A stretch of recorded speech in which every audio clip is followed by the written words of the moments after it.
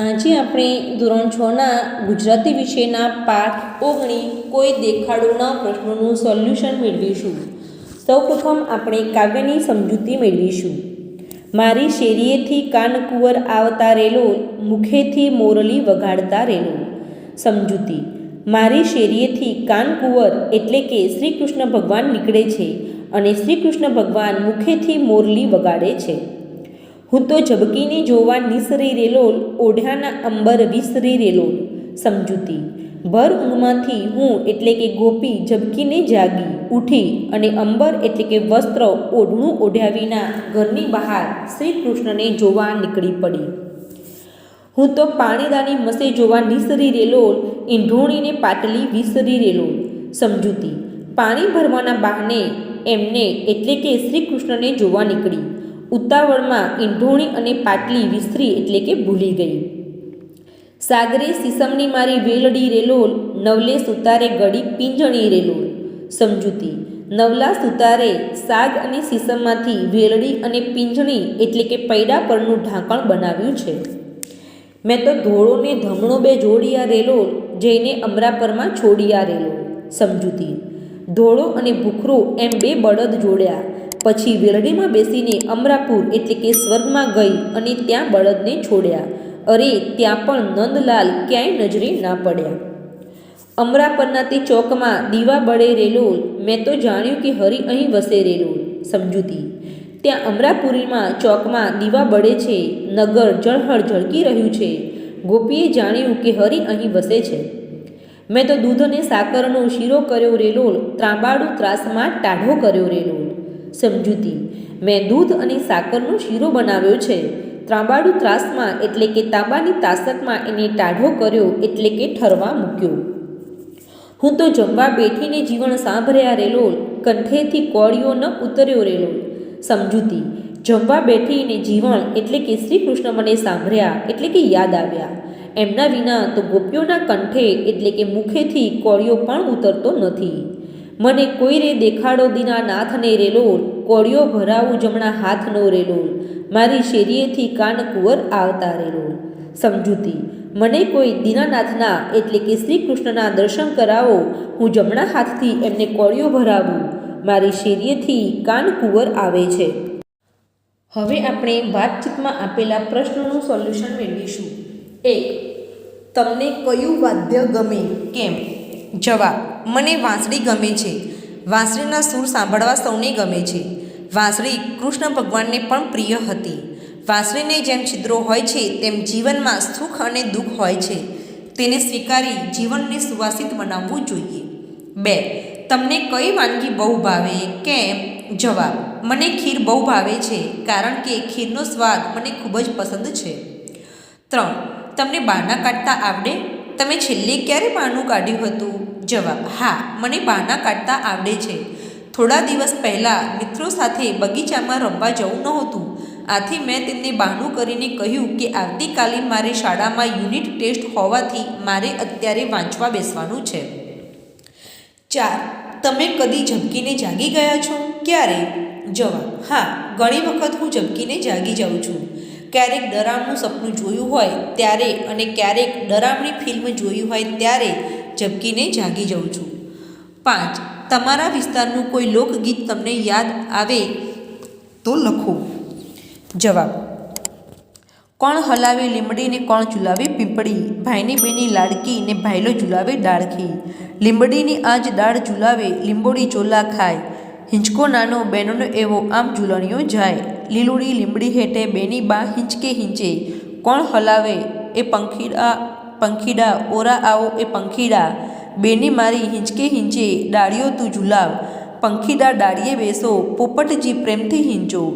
આજ હિંચોળું બેનડી તારા હેત કહ્યા ના જાય. મીઠડો વાયુ આજ બેની તારા હિંચકે બેસી જાય.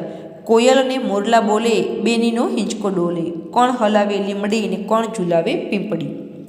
તમને આવડતું એક લગ્ન ગીત કહો. જવાબ. કોયલ બેઠી આંબલિયાની ડાળ, મોરલિયો બેઠો રે ગઢને કાંગરે. હાંસીલા વીરા કોયલને ઉડાડો રે આપણે દેશ. કોડીલા વીરા કોયલને ઉડાડો રે આપણે દેશ.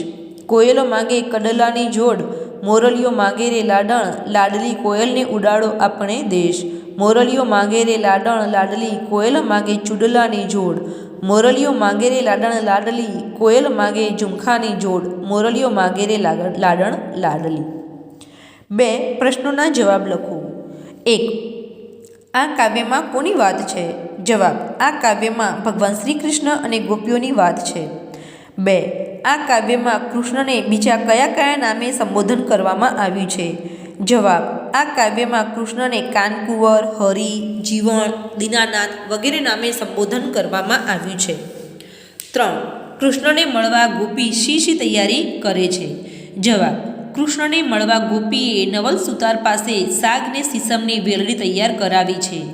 એ વેલડીને ધોળો ને ભૂખરો એમ 2 બળદ જોડ્યા છે અને અમરા પર જવાની તૈયારી કરી છે. 4. ગોપીની વેલનું વર્ણન કરો. જવાબ: ગોપીએ જવા આવવાનું એક જ બારણું હોય એવી પિંજડી એટલે કે વેલડી તૈયાર કરાવી છે. તે વેલડી સાગ અને સીસમની બનેલી હતી, જેને નવલા સુતારે જડી હતી, જેમાં ધોળો અને ભૂખરો એમ 2 બળદ જોડ્યા હતા. 5. તમારા ઘરે કોઈ મહેમાન આવવાના હોય તો તમે શી તૈયારીઓ કરો? જવાબ: મારા ઘરે કોઈ મહેમાન આવવાના હોય તો ઘરની વ્યવસ્થિત સાફ સફાઈ કરવામાં આવે છે. તેમના માટે પાણીની વ્યવસ્થા કરવામાં આવે છે. જમવાનો સમય હોય તો તેમના માટે ભોજનની વિવિધ વાનગીઓ બનાવવામાં આવે છે. જો રાત્રે રોકાવાના હોય તો તેમને સૂવા માટે પલંગ, ગાદલા, ઓશિકા, ચાદર, ધાબળા વગેરેની પણ વ્યવસ્થા કરવામાં આવે છે. 3. કાવ્ય પંક્તિને ઉદાહરણ મુજબ ગદ્ય સ્વરૂપે લખો. તો અહીંયા આપણને કાવ્ય પંક્તિ આપેલી છે, એને ગદ્ય સ્વરૂપે લખવાની છે. ઉદાહરણ: મારી શેરીએથી કાનકુંવર આવતા રેલોલ, એટલે મારા ફળિયામાં શ્રી કૃષ્ણ આવતા હતા. 1. મુખેથી મોરલી વગાડતા રેલોલ, શ્રી કૃષ્ણ મુખેથી મોરલી વગાડતા હતા. 2. હું તો પાણીદાણી મસે જોવા નિસરી રેલોલ, હું તો પાણી ભરવાના બહાને જોવા નીકળી. 3. અમરા પરના તે ચોકમાં દીવા બળે રેલોલ, અમરાપુરીના ચોકમાં દીવા બળે છે. 4. મને કોઈ રે દેખાડો દીનાનાથને રેલોલ, મને કોઈ દીનાનાથના દર્શન કરાવો. 4. અહીં આપેલ વાક્યને વાંચીને એને અનુરૂપ કાવ્ય પંક્તિ કાવ્યને આધારે લખો. તો અહીંયા વાક્ય આપેલી છે, આપેલું છે એના જેવી પંક્તિ લખવાની છે. 1. હું ઊંઘમાંથી ઝબકીને જોવા નીકળી, હું તો ઝબકીને જોવા નિસરી રેલોલ. 2. હું ઈંઢોણી અને પાટલી ભૂલી ગઈ, ઈંઢોણીને પાટલી વિસરી રેલોલ. 3. મારી વેલ સાગ અને સીસમની છે, સાગરે સીસમની મારી વેલડી રેલોલ. 4. મેં દૂધ અને સાકરનો શીરો બનાવ્યો, મેં તો દૂધ અને સાકરનો શીરો કર્યો રેલોલ. 5. આપેલા શબ્દોના પ્રાસવાળા શબ્દો કાવ્યમાંથી શોધીને લખો. 1. નિસરી, વિસરી. 2. છોડિયા, જોડિયા. 6. આ કાવ્યમાં પાણીના બદલે પાણીડા અને વેલને બદલે વેલડી શબ્દો વપરાયા છે. કાવ્યમાં આ પ્રકારના શબ્દોથી એક ખાસ પ્રકારનું માધુર્ય આવે છે. આવા બીજા 5 શબ્દો મેળવીને લખો. ધોરી, ધોરીડો. પેટ, પેટડા. નાનું, નાનકડા. નવલી, નવલીઓ. મુખ, મુખડા. જોડકું, જોડકા. 7.